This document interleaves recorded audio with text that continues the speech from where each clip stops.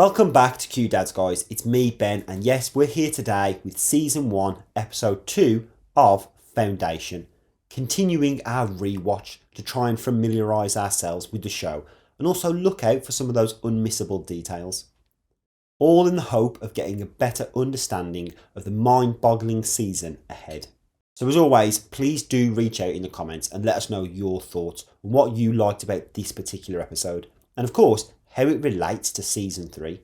And yes, hit that subscribe button so we can keep you up to date with everything Foundation for the next few months.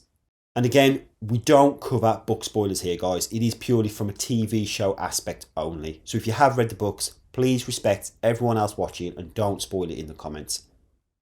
So we start episode 2 off on a dwarf planet where the Empire, with the help of Demerzel, of course, are shutting down this biohacking facility. Now, the first time round, I didn't think too much of this. I thought it was just Empire, swinging itself around a little bit and showing the galaxy who's still in charge.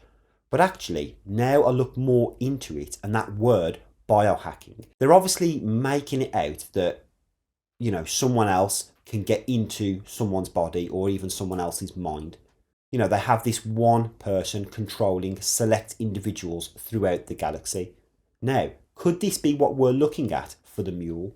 So moving into season 3, if we think about that name for a second, the mule, and relating it to its animal counterpart, the donkey, they travel across the land carrying the weight of others. So actually, could this symbolise the fact that the mule we're going to learn about and obviously love in season 3 is actually just a facade and carrying other people on its journey? So someone else is in this mule, behind the scenes, pulling the strings for the upcoming chaotic event that Harry predicted. Either way, it was just great to see some senseless killing as always, but with some actual precision shots, which, got to give them a round of applause for that one. We then move on to Gale and Raish getting it on, as they mention that they still have 54 months to go until they get to Terminus. So we still have been travelling for quite some time now already. Now we do get to see Gale team up with the blue team as they go through some training simulation. Now before I touch on that, the fact that they mentioned it was the blue team, and there was somewhere earlier in the episode where Raish mentions the colours, and he does insinuate to not go for the blue team and that he'd probably hint towards red or green if the choice came to it. Now, throughout this show, we see that kind of symbolism. And when Empire later on is senselessly killing the Ancrians and the Thespians, that mimics those colours of the red and the green, and of course Empire having the blue. But back to the training, we do get to see a brief Bishop's Claw, which for me is one of my personal favourites. Rest in peace, Becky. We'll get to you in the episodes coming up. Gale and Harry then have a conversation where it's mentioned about an apple orchard which has been on Trantor longer and older than the robot wars themselves, which again is a fascinating thing because the robot wars, of course, all predates this whole Foundation TV series. So again, anytime they throw in these subtle references is just a nice little nod to the history and the lore of Foundation. Now, there is a theory going out there as well, while we're on this, that the film Will Smith was in, iRobot, that actual robot is the same robot in Foundation, who is Demerzel. And it follows that she has somehow continued to exist, been through the robot wars herself, and now somewhat 12,000 years later, she is the last remaining robot. Now for me, I'm not really a huge fan of that theory, but it has been speculated. I think even the writers themselves have touched on it slightly, but, it's worth putting it out there. We then move over to Empire, who is obviously still having a debate with the Ancrians and the Thespians in terms of who was responsible for the downfall of the Star Bridge. And whilst that's all going on, we still get a scene here from Dusk, adding adjustments to the Mural of Souls. Now, considering the last painter got blipped in episode 1, Empire.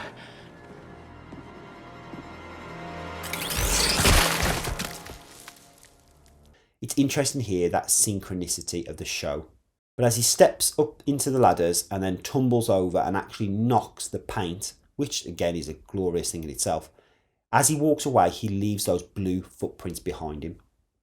which to me represents like he's leaving the journey behind and giving up almost his total control to Day.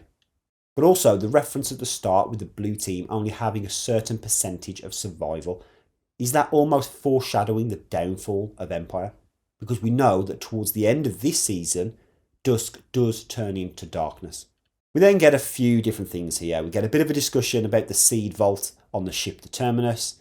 We also get a little bit about Dusk, who visits some of the residents as he goes to the Seer Church in the Scar of Trantor. And this is where Demerzel gets hit by some debris, which then later in the show, she does repair it in front of a young Dawn. And this is the first time that we discover that she is in fact the last living robot and has been for quite some time. And she also does mention when she corrects young Dawn that she was destroyed and her kind were wiped out, meaning that she is the lone survivor of her race and again trying to survive, or is she trying to rebuild it?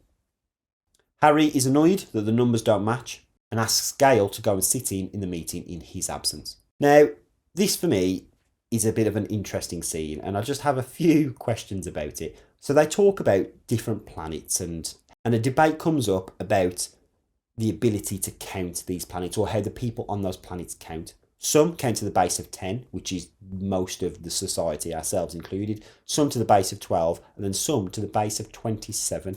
Now it's interesting because she mentions 27, that it was in fact the number of body parts, which I found incredibly baffling because it doesn't correlate to anywhere on a human body, the 27. So is it just to say that they've cut off different parts, you know, the hand, the arm, etc.?